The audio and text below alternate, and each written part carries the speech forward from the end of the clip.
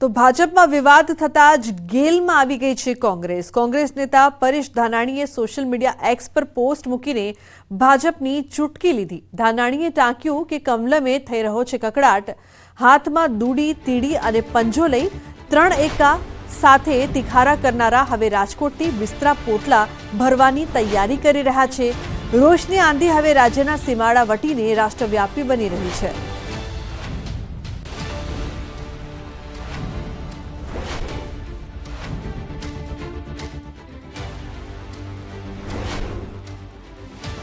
તો પાટણના કસલપુર ગામમાં ચૂંટણી બહિષ્કારના બેનરો લાગ્યા. પાટણ લોકસભા બેઠકના કાંકરેજના કસલપુર ગામે ગ્રામજનોએ ચૂંટણી બહિષ્કારની ચીમકી ઉચ્ચારી છે.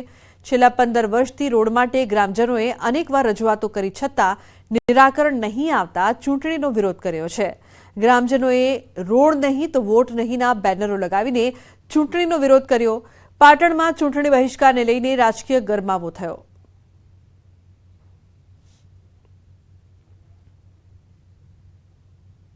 બરોબર 15 વર્ષથી અમારા ગામનો રસ્તો બિસ્માર હાલતમાં છે, પણ કોઈ ન્યાયતંત્ર કે સરકાર અમારા ગામનો કોઈ પણ ઉકેલ લાવતી નથી. ગ્રામજનોની વારંવાર રજૂઆત હોવા છતાં આજ દિવસ સુધી રસ્તો બન્યો નથી. ખાડા વધારે છે તો બસ એ આવતી નથી. 108 બોલાતો ના આવે. બેન દીકરીઓને કેવી રીતના લઈ જાય? આ છોકરાને ભણવા મેલો તો છોકરા માટે બસ આવે નહીં તો અમારે રોજ તો ભાડું ચોથી લાવવાનું. તાત્કાલિક રોડ બનાવો. અમારો રોડ બનશે તો તમને અમે વોટિંગ કરશું.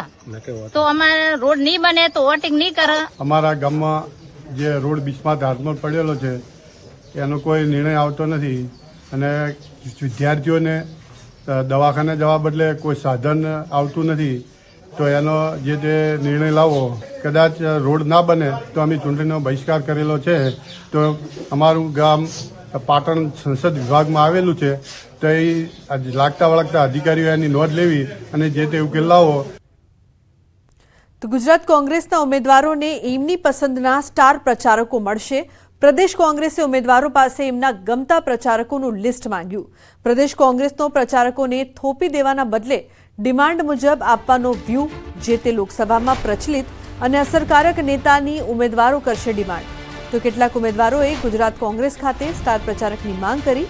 લોકસભા મત વિસ્તારના જ્ઞાતિગત સમીકરણને અનુરૂપ સ્ટાર પ્રચારકની માંગ કરી છે. બીજા તબક્કાના મતદાન બાદ નેશનલ લીડરના થશે ગુજરાત પ્રવાસ.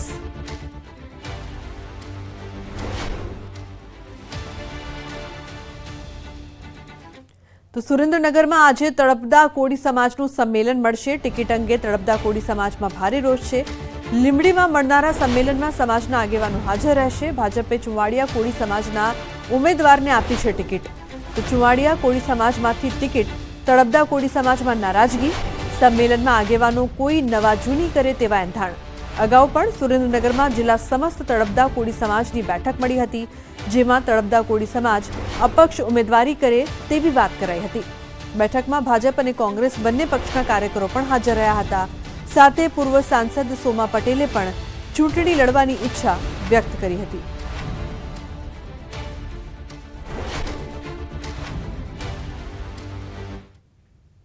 તો લોકસભા ચૂંટણી પહેલા ગોધરા ખાતે યોજાયેલા મુખ્યમંત્રી સંવાદ કાર્યક્રમમાં ભાજપ ઉપાધ્યક્ષ ગોરધન ઝડફિયાએ કોંગ્રેસ પર શાબ્દિક પ્રહાર કર્યા.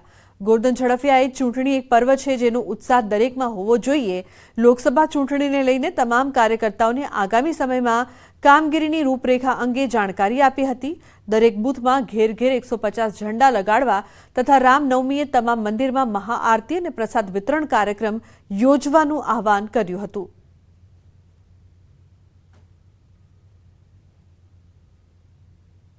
ઝંડા પહોંચી જશે કાર્યાલય અને આકાશમાંથી પંચમહાલ જિલ્લાનો ચિત્ર લેશો ને, આ 150 ઝંડા ગામમાં લગાવ્યા હોય એક બૂથમાં અને ઉપર ડ્રોન થી તસવીર લેશો તો આખો પંચમહાલ જિલ્લો ભાજપ હશે.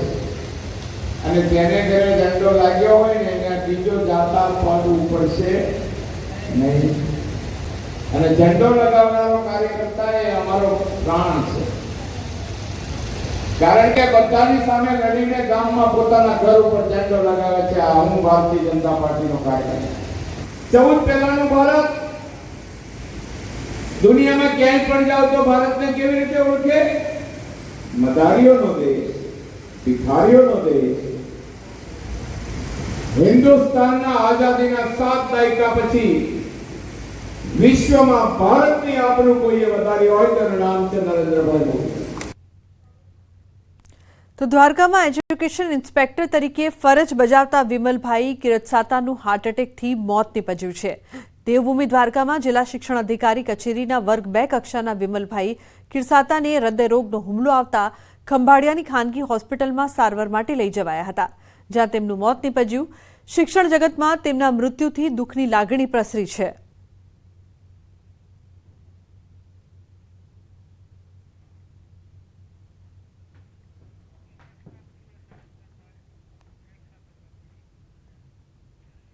તો બ્રેક પહેલા નજર કરીશું ટોપ 3 ન્યૂઝ પર. જામનગરમાં ભાઈઓએ કર્યો બહેનના અપહરણનો પ્રયાસ. આશ્રમથી બહેનનું અપહરણ કરી જતા પોલીસે કરાવી મુક્ત. ઘટના સીસીટીવીમાં કેદ.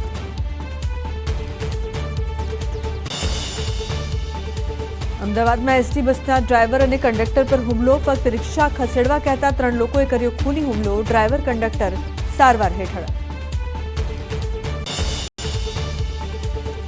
દ્વારકામાં એક મકાનમાં શોર્ટ સર્કિટથી લાગી આગ. 4ના મોત. ઘરમાં ગુંગળામણ થતા મોત થયાનું તારણ. મૃતકો ગુગડી બ્રહ્મ સમાજના.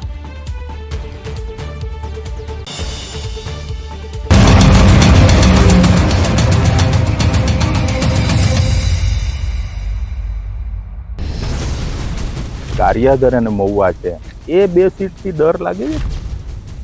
કોંગ્રેસમાં પણ જૂથબંધી. તમે પક્ષ બોલવામાં ભૂલ કરી. બધું ટનાટન જ છે.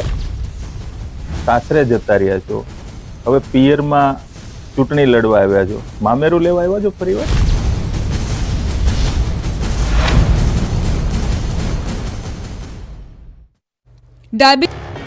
આણંદ ભાજપના ઉમેદવાર મિતેશ પટેલની સાદગી આવી સામે. લોકસભા ચૂંટણીના પ્રચાર દરમિયાન વડીલો સાથે જમીન પર બેસી આશીર્વાદ લેતા હોવાનો વિડીયો સામે આવ્યો.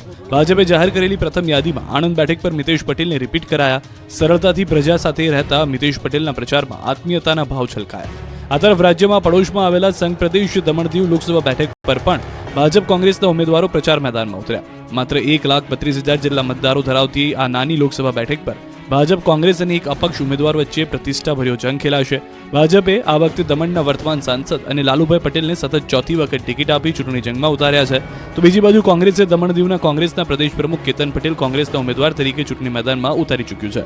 2019માં આ બેઠક પર અપક્ષ ઉમેદવારી કરનાર ઉમેશ પટેલ પણ આ વખતે ચૂંટણી લડવા જઈ રહ્યા છે. આથી વર્ષ 2019ની જેમ આ બેઠક પર ત્રિપાખીયો જંગ ખેલાશે. આ તમામ ઉમેદવારો મતદારને રીઝવવા પ્રચાર મેદાનમાં ઉતર્યા છે. ભાજપના ઉમેદવાર લાલુભાઈ અને ભાજપના અગ્રણીઓ ઘરે ઘરે ફરી અને લોકોને વિકાસ અને પીએમ મોદીના